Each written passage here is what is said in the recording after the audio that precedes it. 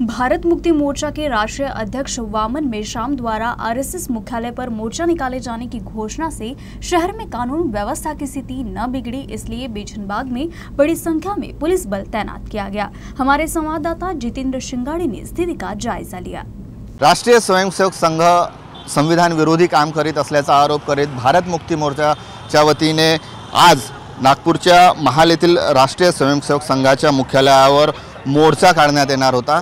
हा मोर्चा नागपूरच्या याच बेजनबाग परिसरामधून बेजनबाग मैदानातून काढण्यात येणार होता। मात्र सुरुवातीला पोलिसांनी परवानगी नाकारली, त्यानंतर आयोजक जे होते ते हायकोर्टात गेले, मात्र हायकोर्टाने देखील परवानगी नाकारली। त्यानंतरही जे आयोजक होते ते मोर्चावर ठाम होते। त्यानंतर पोलिसांनी कायदा व सुव्यवस्था अबाधित ठेवण्यासाठी कलम 144 लागू केलेला आहे। नागपूरच्या या बेजनबाग मैदानातूनच हा मोर्चा आणि सभेचं आयोजन करण्यात आलेलं होतं। सुरुवातीला ही सभा होती, त्यानंतर या सभेचं रूपांतर मोर्चामध्ये होणार होतं। मात्र आता हा जो बेजनबागचं मैदान आहे हे संपूर्ण पोलिसांनी वेढलेलं आहे। पोलिसांचा मोठा फौजफाटा इथे तैनात करण्यात आलेला, त्याचबरोबर इंदोरा परिसरात देखील मोठ्या प्रमाणात पोलिसांचा फौजफाटा आहे।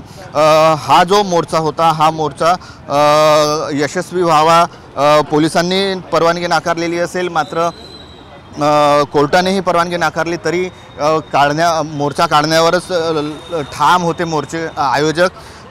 मात्र याची पूर्वकल्पना नव्हती आणि या पूर्वकल्पना नसल्यामुळे अनेक जण इथे मोर्चा झाला आहे का हे बघण्यासाठी येऊन राहिलेले आहेत। आपण पाहू शकतो की हे इथे काही लोक आलेले आहेत। भारत मुक्ती मोर्चा, बहुजन क्रांती मोर्चा अशा प्रकारचं बॅनर लावलेले काही वाहने येत आहेत। ज्या लोकांना माहिती नाही आणि दीक्षाभूमीवर आलेले होते, अनेक लोक असे आलेले होते। दादा, कुठून आलेले आहेत तुम्ही?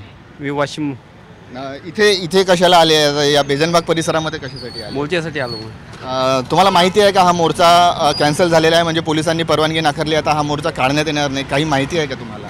माहिती नाही, पण निघणार आहेत म्हणतात। पण आता नाही आहे, कारण इथून आता पोलीस जे येत आहेत त्यांना पोलीस इथून ताब्यात घेत आहेत। पोलिसांनी ते की मोर्चा कॅन्सल केला झालेला आहे, परत जा तुम्ही। तर मग आता परत चालले?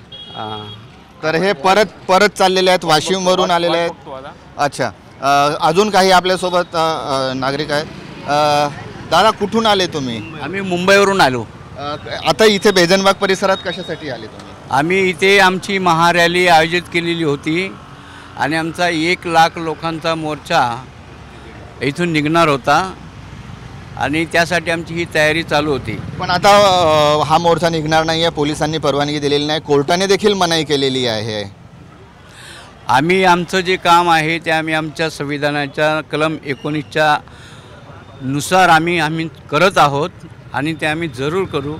जरी प्रशासनाने आम्हाला जरी सहकार्य केलं नसलं तरी अजूनही आम्ही या प्रशासनाकडे सहकार्याच्या अपेक्षेने पाहतो आहे। तर अनेक मोर्चात येणारे जे नागरिक सहभागी होणार होते त्यांना कल्पना नाही आहे की हा मोर्चाला परवानगी नाकारलेली आहे, पोलिसांनी परवानगी दिलेली आहे आणि हा मोर्चा कॅन्सल झालेला आहे। मात्र आता जे आहेत इथे मोजक्या प्रमाणात येत आहेत लोक, मात्र पोलिसांचा कडेकोट बंदोबस्त आहे आणि मोठ्या प्रमाणात जे कायदा मोडतील त्यांना ताब्यात देखील पोलीस घेणार आहे। शांततेचं आव्हान राखण्याचं नागपूर पोलिसांनी आवाहन केलेलं आहे। कॅमेरामॅन मिथुन आदमनेसह जितेंद्र शिंगाडे, UCN न्यूज, नागपूर।